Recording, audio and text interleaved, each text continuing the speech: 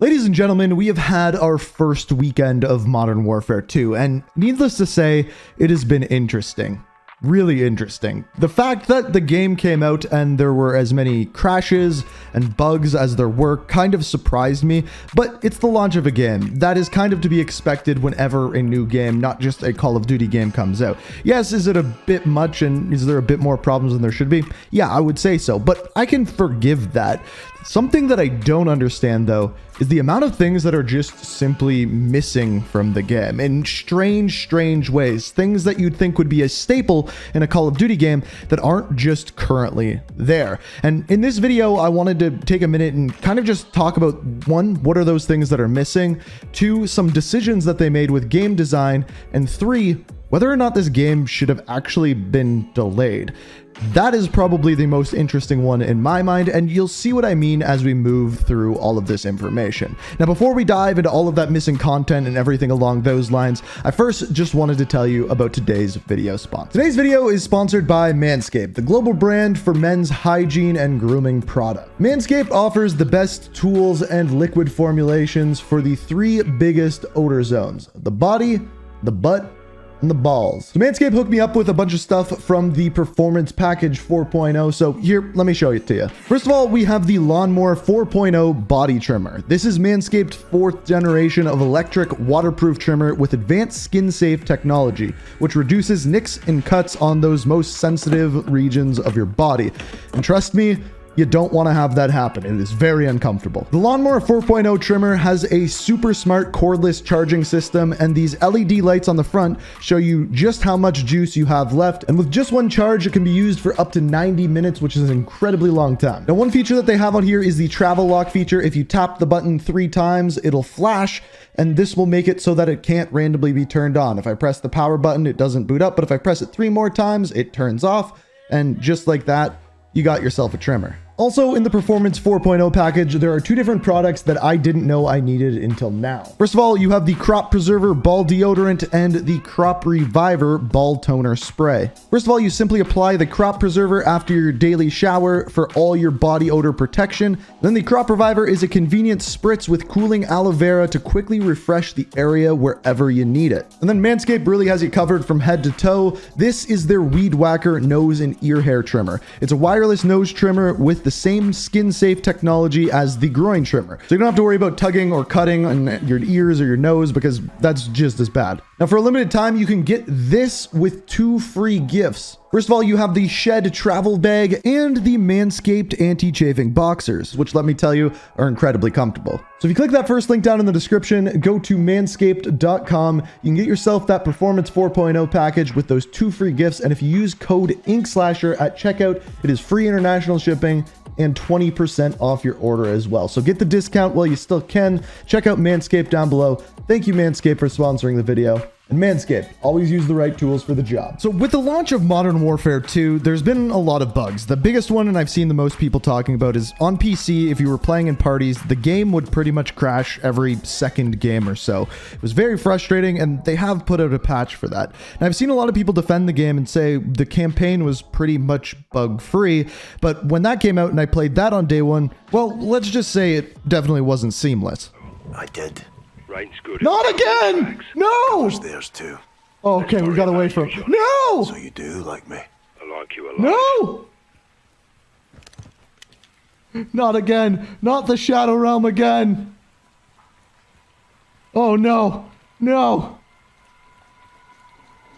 I will get away from it. I don't know where to go.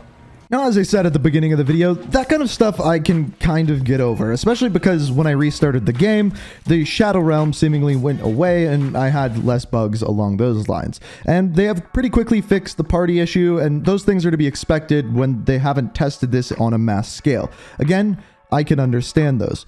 What doesn't make any sense to me is the things that are missing. The main one of which probably surprised most of you, is barracks, combat record, leaderboards are all currently non-existent in-game. There isn't a way to just go and check your kill-death ratio. There isn't a way to see you on the leaderboards. There isn't a way to check your challenges, which challenges were seemingly one of the big things that were going to be in the game. You can't see how you're going to unlock your calling cards, how to complete challenges, what the challenges are, so on and so forth. And to me, that is just very, very strange. Now, one reason I could see for this is there has already been a lot of people complaining about the UI in this game. They've changed it up from the previous few games, and needless to say, it's definitely not perfect. And with this new UI, I would assume that adding in a barracks is just more UI that they have to get right and they have to make sure is seamless. What's weird about this though is there has been no mention of this at all by the community. Infinity Ward hasn't said anything, the community manager hasn't said anything, and I find that very strange. I would make a lot more sense if they were saying, hey, leaderboards and combat record are coming with the season 1 update. We just had to polish them and make sure it was complete. This is something we will continue and go back to have a look at by the end of the video. But needless to say, if you're looking for your barracks or your combat record or challenges, just know they're currently not in the game, even though they were in a blog post before the game came out saying that challenges and career challenges were absolutely going to be a thing. Now, maps is another thing that I've seen a lot of people talk about. First of all, you may have noticed that the museum map that was in the beta currently isn't in the game. And there's 2 theories currently behind this. Number 1, there were just a lot of bugs on it. There were bugs on it in the beta. There's a theory that they couldn't be fixed in time for launch, so they didn't put it into the game. The other theory is that they are actually using a real-life location that they didn't get permission for and are literally having some legal trouble about it. I know that sounds ridiculous, but if you look at some other maps like Grand Prix, that was going to be called Grand Prix and is now called Crown Raceway, again, using a real-life location. Another problem that they have is with the Brenberg Hotel. As far as this map goes, apparently the manager of this hotel in real life, called the Conservatorium Hotel in Amsterdam, is very much so not happy that Call of Duty has used their location, and is said some things basically saying that we don't support violence, so we don't like our hotel being in the game. Will this cause more problems for them in the future?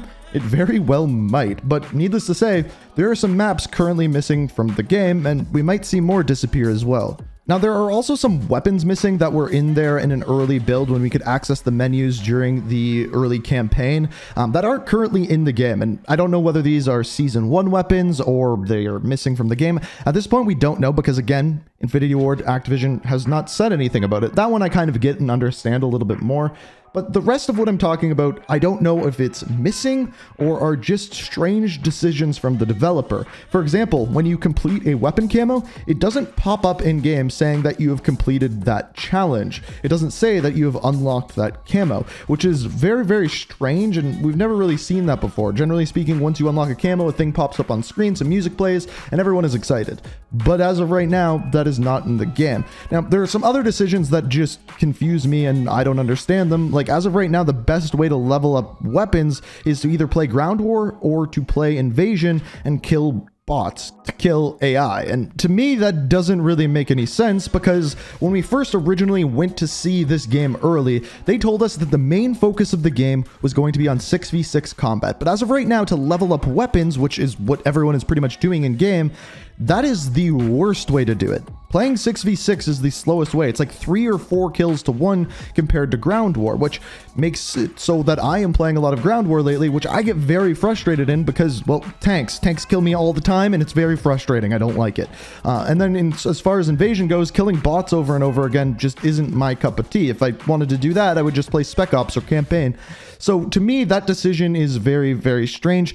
I could see that getting balanced a little bit more in future updates, but as of right now, that is what they have decided, and I haven't really been enjoying that. So this leads to the question, was this game released too early? Now, I'm going to go ahead and say this. I don't believe that. I've heard a lot of people say that, saying this game should have got delayed, but looking at it, the game is good enough and I've been enjoying it enough where I think it came out at a proper time. However, where I think they're swinging and missing on this is the fact that there hasn't been any communication about anything that is missing. I don't know why there hasn't been a statement saying, don't worry, barracks are coming to the game, you'll be able to see your kill death, it'll be happening at the beginning of Season 1 or Season 1 Reloaded or in our next update or anything along those lines. Because if I was a consumer who was looking to buy Modern Warfare 2 and I was seeing, okay, this is what's in the game, this is what I like to play, but I can't know my kill death ratio and I can't see any of the challenges, am I going to buy that game right now? And for the general consumer, I think that answer might be a no.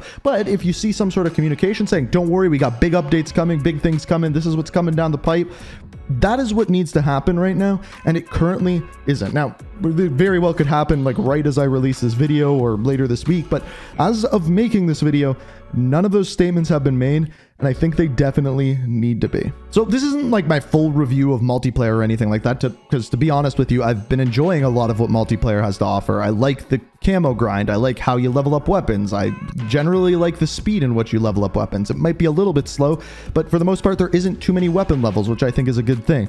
The UI is very frustrating, but other than that, I've been really enjoying multiplayer. It's just very strange to see these things missing, and my biggest question at this point is why? I would love to hear Infinity Ward or Activision give some sort of statement revolving around that. So those are my thoughts so far. I'm curious to hear what you guys have to say down in the comments. If you think the game should have been delayed, or you're just missing certain parts or elements of the game, let me know what you think down in the comments. If you enjoyed the video, hit that like button, and make sure you hit that subscribe button and turn notifications on, because we got a real big video coming tomorrow. I'm excited for it. Stay tuned for that. I'm not going to spoil what it is, but just make sure you have those notifications on for tomorrow. You're not going to want to miss this one. But as always, thank you so much for watching. I hope you enjoyed, and until next time, peace out. We are reaching for the stars.